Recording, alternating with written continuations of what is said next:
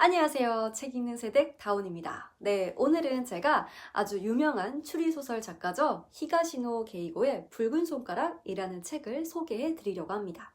네, 워낙에 히가시노 게이고 작가는 다작을 많이 하는지라 제가 읽는 속도와 또 출판사에서 내는 속도가 이게 제가 따라잡기가 힘들더라고요. 그래서 한때 책들을 많이 모았었는데 어느 순간 또 추리소설은 제가 뜸해지다가 어제 우연히 친정에서 이 책을 꺼내들고 이제 집에 와서 읽기 시작했는데 거의 이제 밤새 달렸습니다. 그래서 한 권을 이렇게 순식간에 읽어 내려갔는데 역시 히가시노 게이고의 작가 작품은 제가 이제 여러 권을 읽으면서 느낀 건데 이게 국한되지가 않아서 참 재밌는 것 같아요. 다양한 인물도 나오고 직업 이야기도 나오고 이런 방대한 과학 지식도 나오고 그리고 인간의 굉장히 추리 소설이기 때문에 살인과 이런 죽음에 관련된 이야기가 많잖아요. 그래서 그에 대한 인간의 두려움, 범죄의식, 죄의식, 죄책감 이런 감정들이 잘 녹아져 있어서 굉장히 그 점에서 심리 묘사가 짜릿한 게 있죠. 특히 이제 이 붉은 손가락은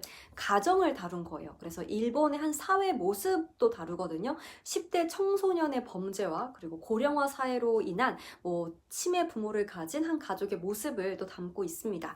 그래서 여러 시사할 점도 있고 단순히 이렇게 범인을 쫓는다라기보단 뒤에선 제가 많이 슬퍼서 뭉클했는데요. 그만큼 잘 아시는 분들도 있을 테지만 워낙 히가시노 게이고의 작품은 이게 악인, 그리고 용의자 X의 헌신, 또 뭐가 있죠, 메스커레이드 호텔, 다양한 작품이 있지만 한 이 작품도 제가 추천해보고 싶었습니다.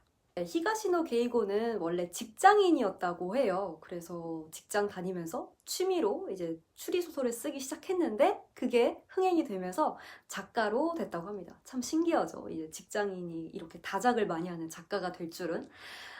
그리고 제 경험을 하나 말씀드리면 저는 이제 10대 때는 히가시노 게이고라는 작가를 몰랐었어요. 네. 근데 제가 이제 20살, 21살이 됐을 때 아르바이트를 하게 됐어요. 근데 이제 그 같이 하는 여자친구가 이제 들어왔는데 그 친구가 공부를 굉장히 잘하는 친구였어요. 네, 학교도 좋은 학교였고, 근데 또 그 친구가 국문과였어요.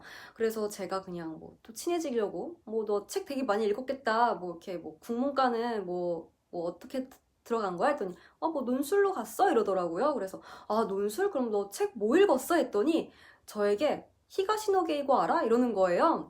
전 몰랐어요. 그래서 아니 나 잘 모르는데 이랬더니 그래? 그럼 한번 읽어봐. 우리 집에 내가 책 있으니까 갖다 줄게 이러더라고요.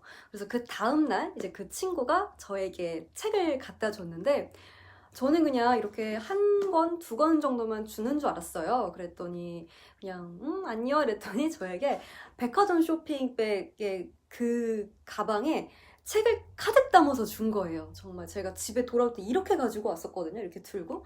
거기에 정말 예전에 그 오래된 책들부터 해서 가득 담아서 난 다 읽었으니까 너 가서 읽어 이렇게 쿨하게 또 이렇게 빌려주더라고요. 그래서 그때 알았어요.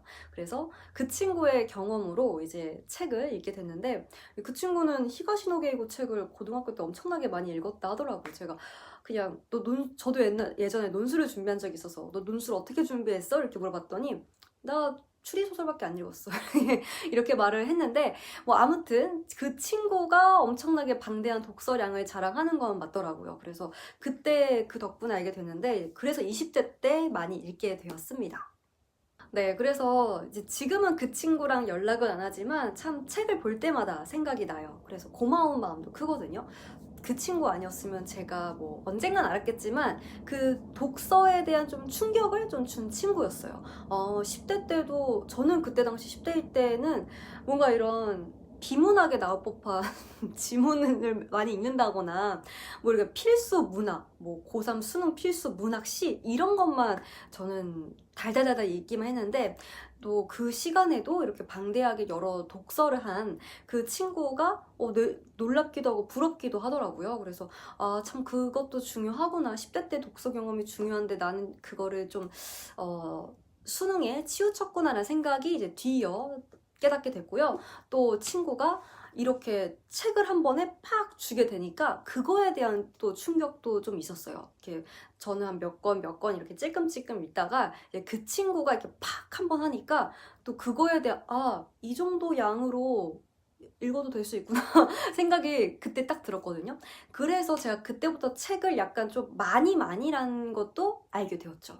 참 독서라는 것도 주변에 누가 어떤 영향을 주느냐에 따라서 많이 달라지는 것 같아요. 내 곁에 뭐 많은 인문과 철학, 역사를 있는 친구가 있으면 그거에 대한 영향을 받는 것도 있고, 또 이렇게 추리소설 영향도 있는 것 같고, 그래서 참 독서라는 건 내가 나 혼자만 이렇게 하는 것도 있겠지만 또 누군가의 그런 또 따라할 수 있는, 뭐 내가 영향을 받을 수 있는 것도 있구나라는 건 저는 예전부터 좀 많이 느끼긴 했습니다. 그래서 제가 인스타를 할 때도 독서 하시는 분들을 많이 팔로우를 하거든요. 그럼 그분들이 어떤 책을 읽고 또 요새는 어떤 책이 많이 인기가 있는지 등을 알 수가 있어요. 그래서 그런 식으로 트렌드를 알아가는 것도 아주 좋은 방법입니다. 네, 그래서 오늘 제가 히가시노 게이고 작가의 붉은 손가락이라는 작품을 짧게 설명해 드렸습니다. 뭔가 이런 그냥 일본의 정겹고 정갈한 마을에서 이루어지는 이런 추리 소설이라서 굉장히 그림처럼, 이제 영화처럼 막 그려지실 거예요. 그래서 거기서 이제 짜잘짜잘하게 나오는 단서들을 가지고 풀어가기 때문에 더 흥미진진합니다. 네, 그럼 저는 나중에 또 다른 책 추천과 다음에는 제가 밀리의 서재에서 재밌었던 책들을 보여드릴게요. 그럼 저는 또 유익한 영상으로 찾아오겠습니다. 모두 안녕히 가세요.